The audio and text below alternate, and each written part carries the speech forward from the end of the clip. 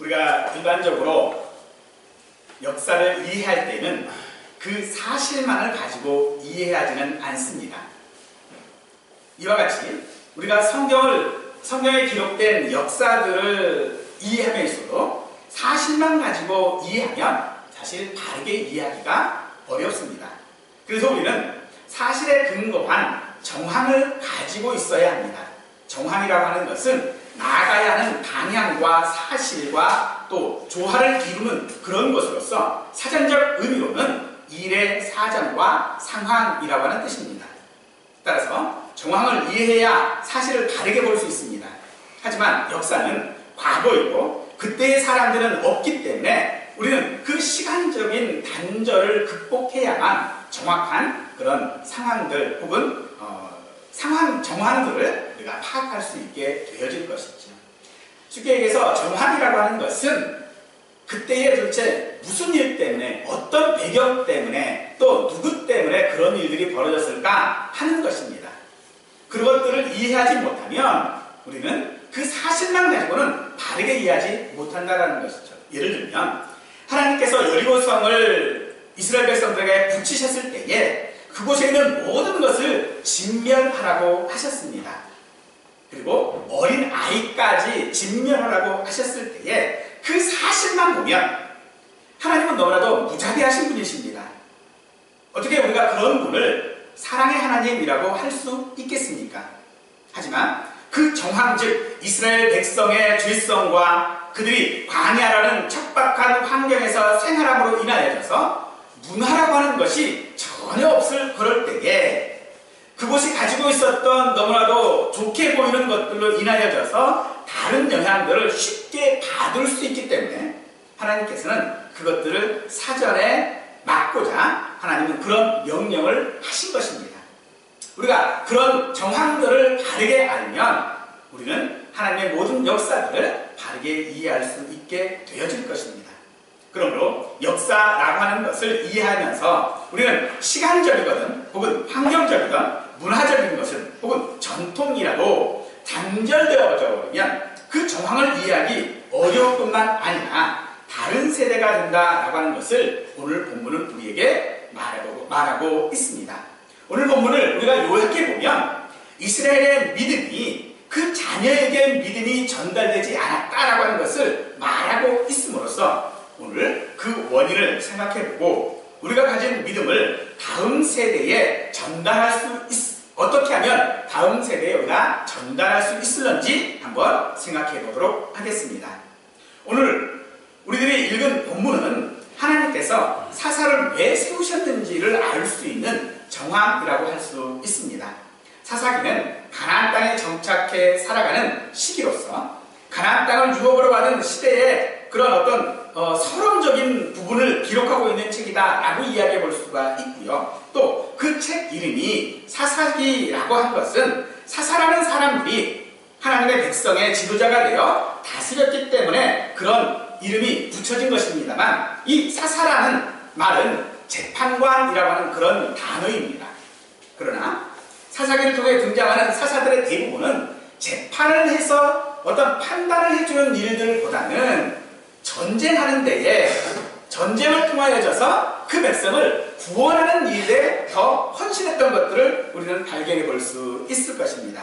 하나님께서는 사사들에게 다스리는 어떤 권위가 아닌 전쟁을 수행할 수 있는 능력을 주심으로써 오히려 재판 전문가들이 아니라 전쟁 전문가로 삼으셨다는 것입니다. 사사라는 이름은 가졌는데 재판관이라고 하는 이름은 가졌는데 실상 그들이 한 일은 재판하는 일이 아니라 전쟁하는 일이었다는 것이죠. 왜 하나님은 그들을 사사라는 이름으로 전쟁하는 일을 하게끔 하셨을까요? 그것은 그들 사이에 있었던 이스라엘 백성들 사이에 있는 어떤 분쟁들을 판단하라고 그들에게 사사라고 하는 직분을 주신 것이 아니라 전쟁에서 승리하게 하심으로써 그 조상들에게 주리라고 약속하신 하나님의 말씀이 옳은 것인지 그른 것인지를 그들을 통하여 판단하게 하셨다는 것입니다. 그래서 그들이 사사인 것입니다. 그 이야기를 하자면 하나님께서는 오늘 우리들에게 믿음을 주신 이유가 무엇이겠습니까? 우리에게 믿음을 주신 이유는 나를 나를 통하여져서 잘 먹고 잘 살고 또 내가 믿음을 가짐으로써 해서 내가 모든 것들을 좋게 만드는 것을 위하여 내게 믿음을 주신 것이 아니라 그 믿음을 통하여 하나님의 영광을 드러내시기 위하여 우리에게 믿음을 주셨다라고 한다는 것입니다. 아멘. 여호수아는 그런 하나님 앞에 가나안 땅을 정복하고 들어갔던 사람입니다. 그런 여호수아의 정복 전쟁이 이제 다 마치고 난 다음에 이 12지파로 구성되어져 있었던 연합군들은 다 해체가 되어져 버렸고 이제는 각 지파별로 독자적으로 전쟁을 수행하고 자기들이 할당받은 그런 땅을 정복하고 그 원주민들을 쫓아내야만 하는 그런 상황 속에 있었습니다. 하지만 그들은 완전한 정복에 실패해서 가나안 원주민들을 쫓아내지 못하고 오히려 그들과 타협하고 그들과 섞여 살게 급급했을 뿐만 아니라 단지파 같은 경우에는요 오히려 아모리 족속에게 쫓겨다녀야만 했었습니다. 그런 현실 속에 여호수아마저 이제 죽었습니다. 그리고 그 세대의 사람들도 다 죽었습니다. 따라서 하나님을 모르는 다른 세대는 땅을 차지한다라고 하는 것이 무엇을 의미하는지를 그들은 다르게 알지 못했던 것입니다. 그래서 하나님께서 그들에게 땅을 완전히 차지하도록 하시기 위해서 하나님은 사사를 세우셨을 뿐만 아니라 그들을 인도해 주시고 계시는 것입니다. 이스라엘 백성에게 하나님은 가나안 땅을 기업으로 주려고 종되었던 애굽에서 던져 올린 그런 백성들입니다. 그들은 그 땅을 차지하기 위하여 40년의 광야 생활과 여호수아를 통한 정복 전쟁을 해야만 했습니다. 결국 하나님은 이스라엘 백성들에게 약속하신 가나안 땅을 차지하게 하셨습니다. 그들은 광야에서 먹던 단조로운 만나를 버리고 그 땅에서 나는 소산을 먹음으로 하나님의 축복들을 확인할 수 있었습니다. 더 이상 광야에서 살지 않아도 되고요. 이리저리 다니지 않아도 되었습니다. 광야라고 하는 것과 비교해보면 그들의 삶이 이제 얼마나 많이 풍요로워졌었는지를 우리는 너무나도 잘 알고 짐작해 볼 수도 있을 것입니다. 이제 비록 하나님의 명령에 따라 그 땅 거민을 다 쫓아내지는 못하였지만 각 지파와 가문과 가족별로 그들은 땅을 분배받았고 그 땅을 통하여져서 하나님께서 자기들에게 어떻게 복 내어주셨는지를 알 뿐만 아니라 그 복을 누리고 살아가고 있었던 것입니다. 오늘 본문에서 여호수아와 그 세대의 백성들은 하나님을 섬겼으며 그들에게 주신 땅을 소유했다라고 하고 있습니다. 여호수아가 그의 기업의 경내에 묻혔다라고 하는 것을 말하고 있음을 통하여져서 우리는 그 약속이 이루어졌음을 너무나도 잘 알 수 있을 것입니다. 그들은 하나님의 그 크신 역사를 보고 또 직접 체험함을 통하여져서 하나님을 섬기는 자리로 나갈 수밖에 없었습니다. 하나님의 놀라운 일을 체험한 그들은 그 하나님을 버릴 수가 없었습니다. 하지만 애석하게도 오늘날 하나님의 사랑과 일하심을 머리로만 알 뿐 실제 삶 속에서 체험하며 살고 있는 사람들이 줄어가고 있음은 너무나도 안타까운 일일 수 없을 것입니다.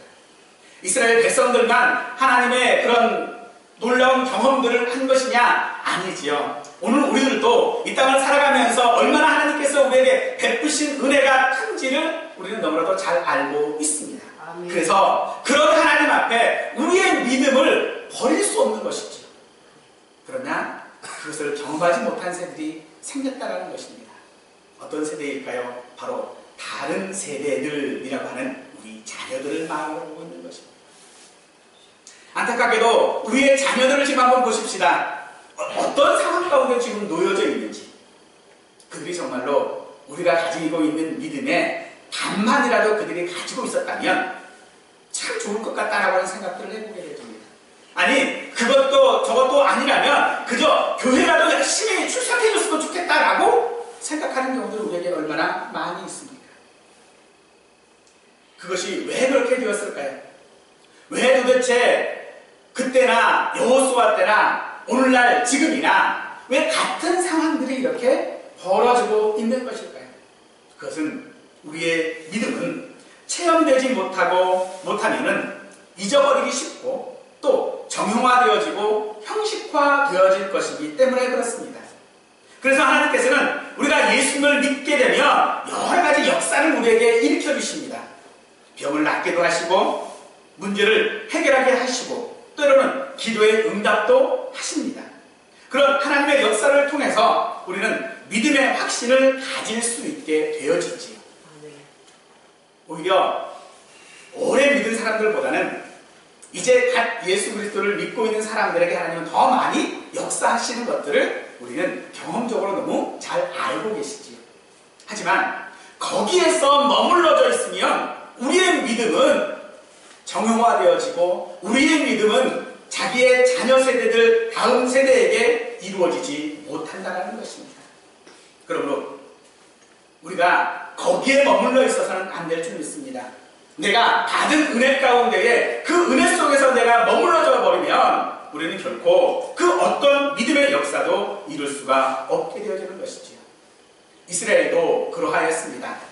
가나안 땅에 정착한 이스라엘에게 문제가 생기기 시작했습니다. 사사기 2장 3절에서 하나님은 사자를 통해서 그들이 너희 옆구리에 가시가 될 것이며 그들의 신들이 너희에게 올무가 되리라 라고 경고하셨습니다.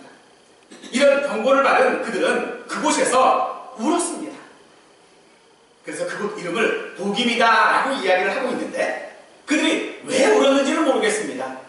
그들이 하나님의 경고에 회개하는 마음이 있었는지 단지 자신들의 현실이 슬퍼서인지 아니면 억울해서 울었는지 알 수가 없습니다. 그러나 분명한 것은 사자의 경고를 그들은 듣지 않았다는 것입니다.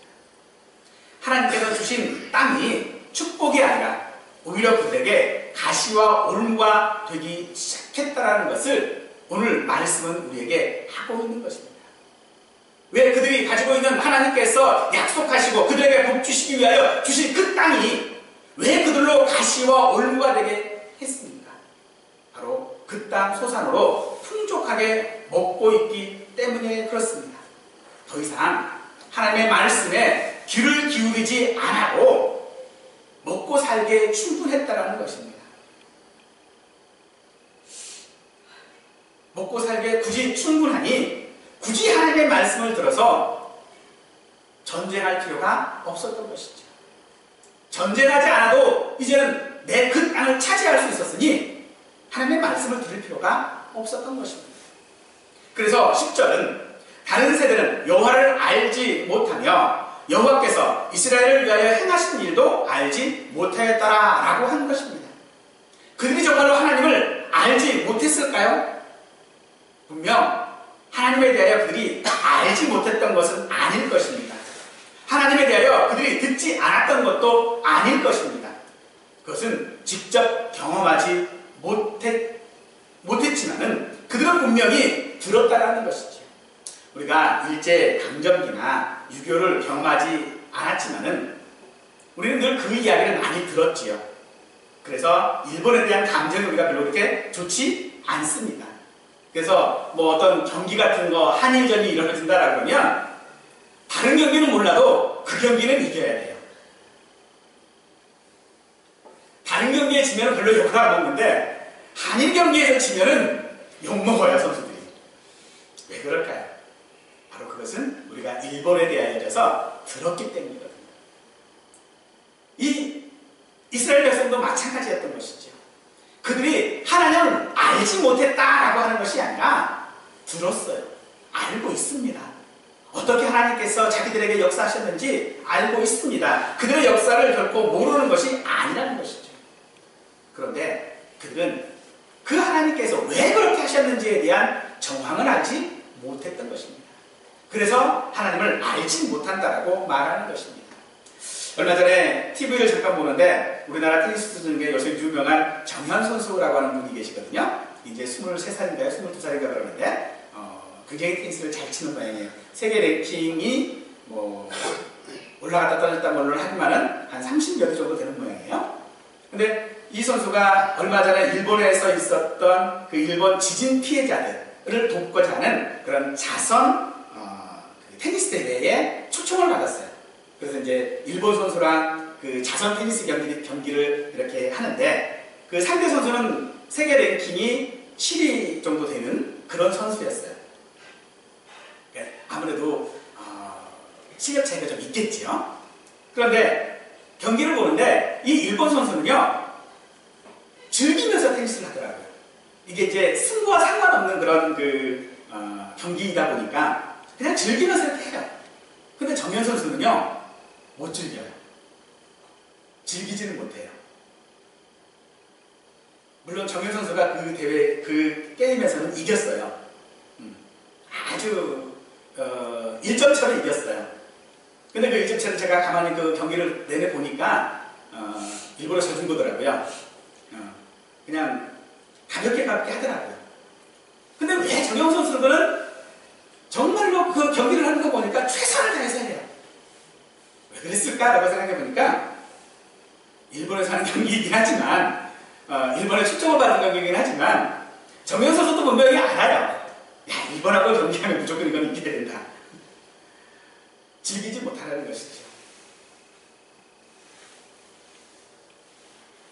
이 이스라엘 백성들, 여호수아를 비롯한 장로들의 그 세대들, 그들에게 들었어요. 알고 있어요. 오늘 우리의 자녀들을 생각해 보십시다. 우리의 자녀들이 하나님을 모릅니까? 우리의 자녀들이 예수님을 믿지 않는다라고 말합니까? 아니요, 그렇지 않습니다. 나는 예수님을 믿는다고 이야기합니다. 그런데 이런저런 이유를 들어가며 교회에 나오지 않지요. 제가 여러분들에게 위로드리기 위해서 그래도 언젠가 하나님 앞에서 인도되어지고 오실 수 있을 겁니다. 분명히 구원 얻습니다. 라고 이야기를 합니다. 그런데 오늘 말씀은 오늘 우리에게 뭐라고 말합니까? 그들이 하나님을 알지 못했다라고 말하고 있다는 것입니다. 하나님을 알지 못했다는 것입니다. 이 이야기는 무슨 이야기입니까? 하나님에 대하여 듣지 않았다라는 것이 아닙니다. 하나님을 믿지 않았다라는 것입니다. 하나님의 그 약속을 믿지 않았을 뿐만 아니라 그 약속이 그들에게는 소용이 없는 것입니다. 왜요? 이미 그들은 그 땅을 차지하고 있으니까.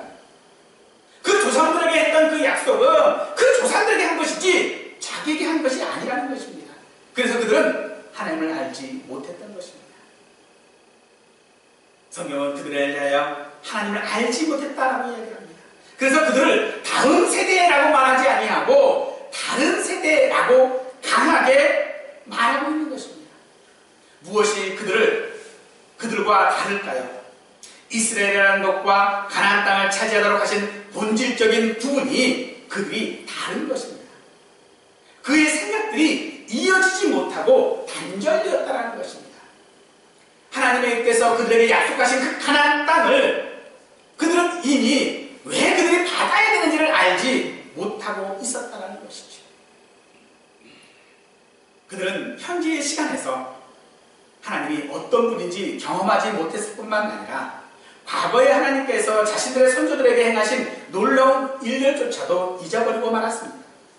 그들은 앞선 세대로부터 하나님의 역사심에 대하여 듣기는 했지만은 그것을 자신과는 상관없는 과거의 일로 조상들의 일로 치부하고 마음속에서 밀어내버렸던 것입니다.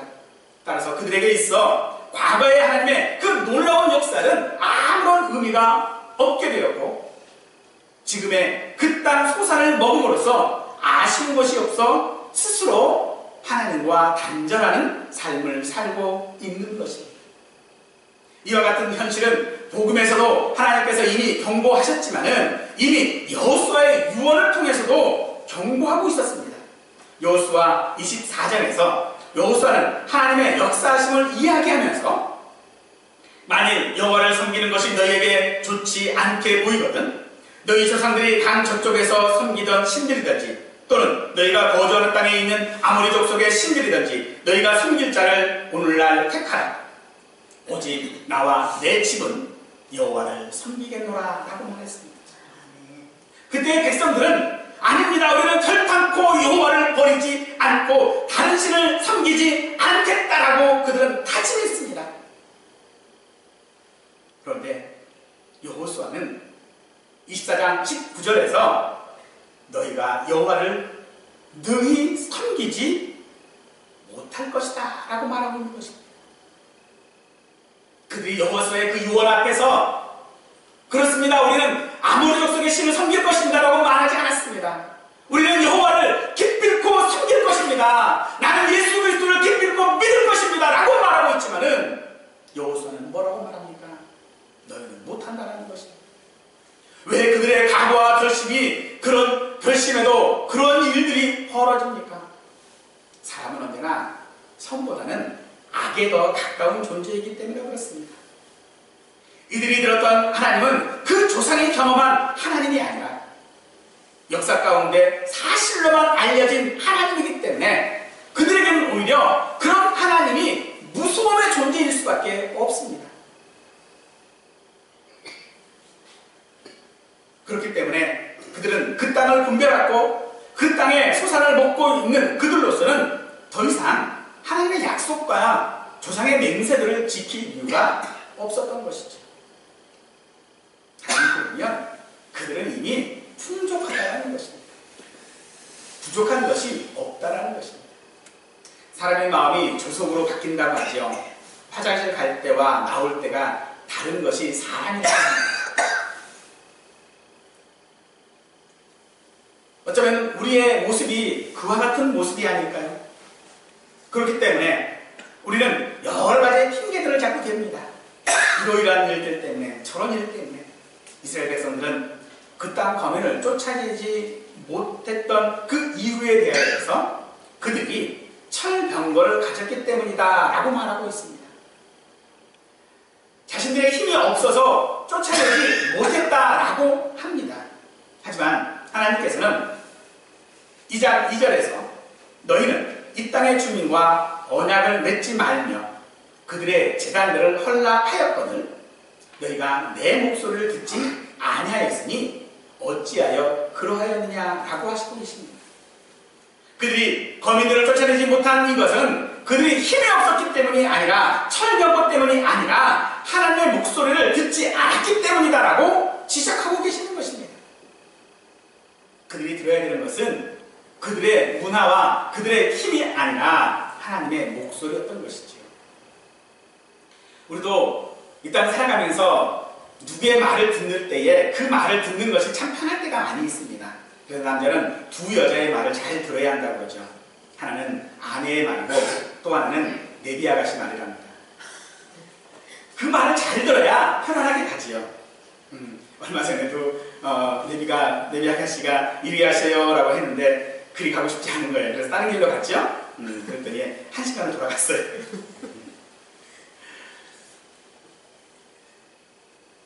참 우리는 말을 들을 때 사실은 좀 편해요. 그 지시대로 하는 것이 얼마나 편한 것인 줄 사실 그 말을 들어본 사람은 잘 알거든요. 그런데 그 말을 듣지 않는 이유는 뭘까요? 간단해요. 그 편함이 도를 넘었기 때문에 그렇습니다. 그 말을 듣지 않아도 내게 불편함이 없는 거예요. 그러니까 말을 안 듣는 거거든요. 우리 자녀들이 왜 부모의 말을 안 들을까요? 부모의 말을 들어도 별로 자기에게 불편한 게 없거든요. 안 들어도 불편한 게 없어요. 살아가는데 지장이 없어요. 그러니 안 들어도 그만인 거예요. 이 이스라엘 백성들이 왜 하나님 앞에 다른 세대가 되었는가? 바로 하나님의 말씀을 들을 이유가 그들에게 없었다는 것이죠. 우리는 사사기를 통해서 그 백성들이 하나님의 말씀을 듣지 않음으로 말미암아 어떤 역사를 겪게 되었는지 우리는 잘 압니다. 왜요? 이미 우리는 사사를 다 읽어보았잖아요. 많이 들어보셨잖아요. 우리는 내가 믿음을 가지고 있지 못하면 어떤 상황 속에 놓여진다라고 하는 것들을 이미 잘 알고 있어요. 그래서 우리는 날마다 이렇게 다짐합니다. 나는 그러지 말아야지. 나는 그러지 말아야지. 나는 하나님 말씀 잘 들어야지. 나는 믿음을 잘 가지고 있어야지. 하지만 여호수아의 말을 빌리자면 너희는 못한다 하고 있는 것입니다. 우리의 결심이나 경험이 그 자리에서 머물러 오거나 사실 혹은 현실로만 우리에게 있으면 우리는 그 결심을 이루지 못한다는 것입니다. 어떤 일이든 결과를 알면 쉽습니다. 일본과의 경기를 마음 졸이며 지켜보지 않아도 이미 결과를 알면 편해집니다. 하지만 우리는요, 그 결과를 모릅니다. 그러니 장담하지 마십시오. 나는 그러지 말아야지 라고 장담하지 마시기 바랍니다.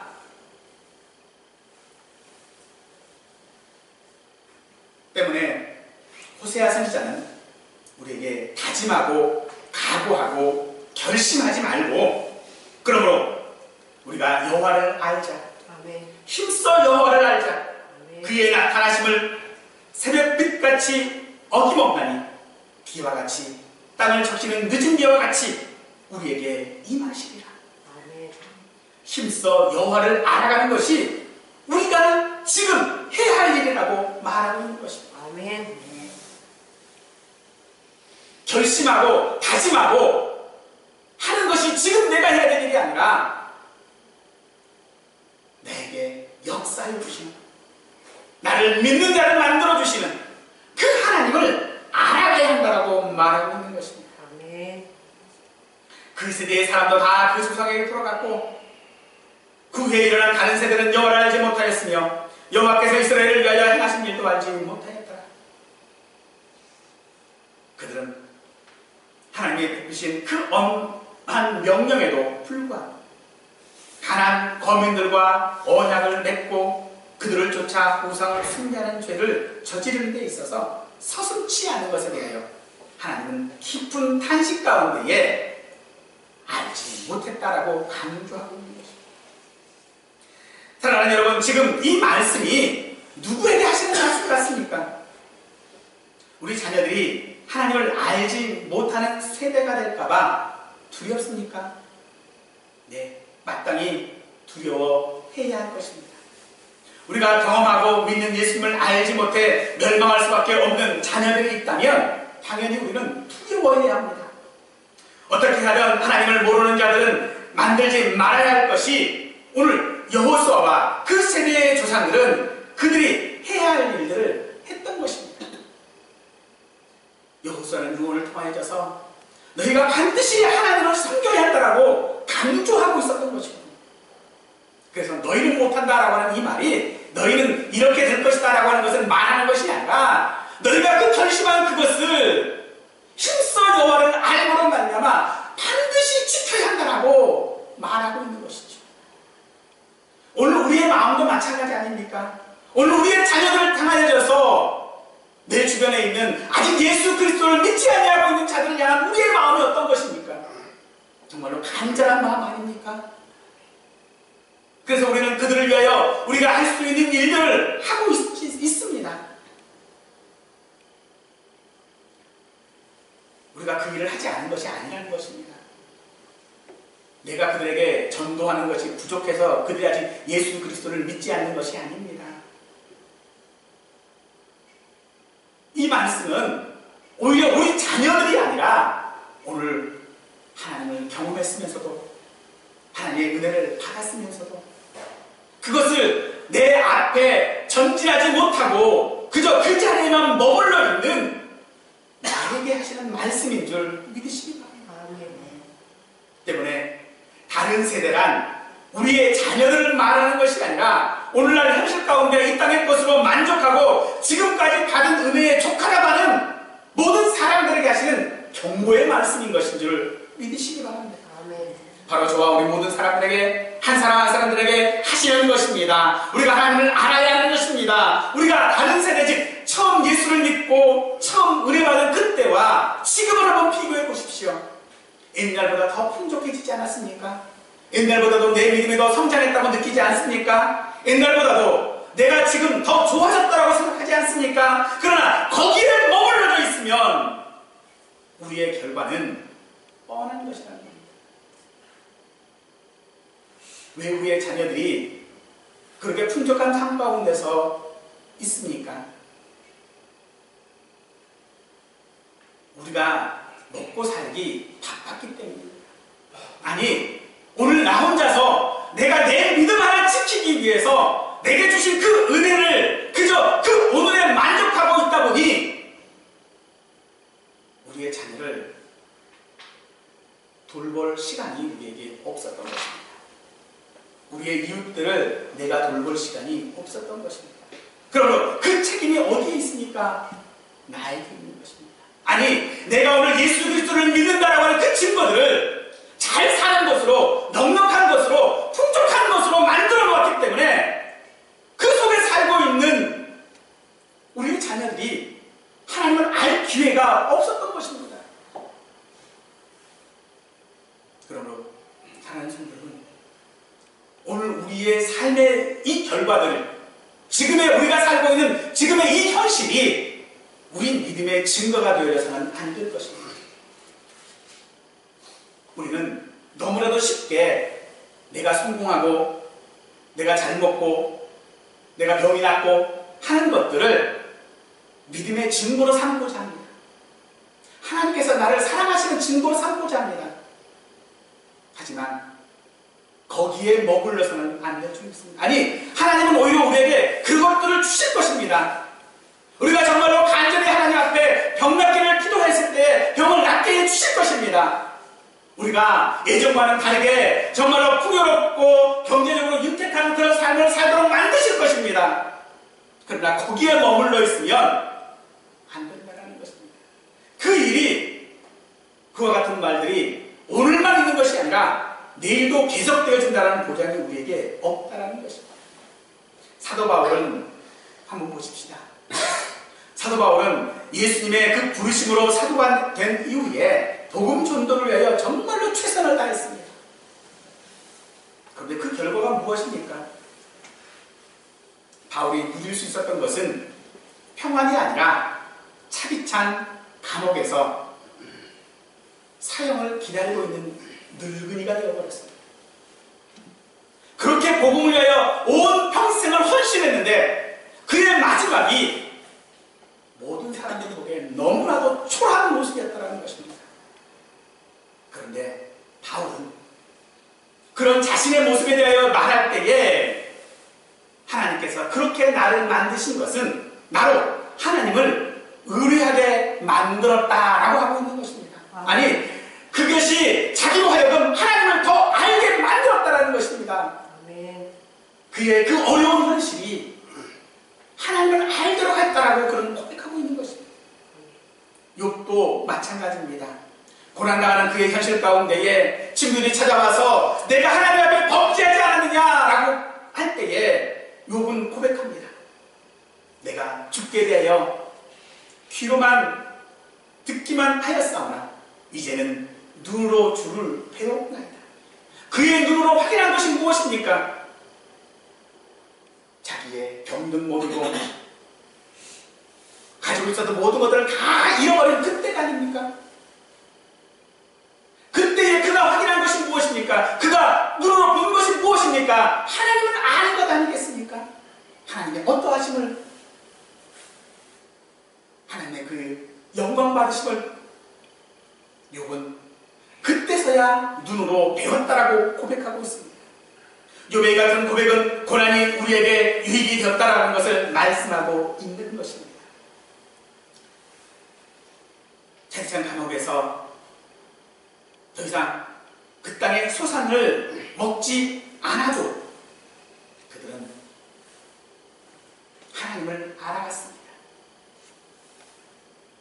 현 시대를 살아가고 있는 우리에게 이러한 이스라엘의 생활 방식은 참으로 넓고 깊고 침투해져 들어와 있는 사실입니다. 들어와져 있다는 것이 오늘 우리를 안타깝게 합니다. 우리는 매주 교회에 와서 예배를 드리며 자신이 가정과 직장과 사회에서 지은 죄를 슬퍼하고 애통해하지만 교회를 나서는 순간부터 또 얼마나 수많은 죄를 반복해서 범하고 있습니다. 이러한 반복 가운데 우리의 믿음은 흔들리고 파괴되어지고 하나님으로부터 점점 멀어져가는 것입니다. 과거 이스라엘 백성들이 행하였던 어리석은 과정을 우리가 그 안에서 동일하게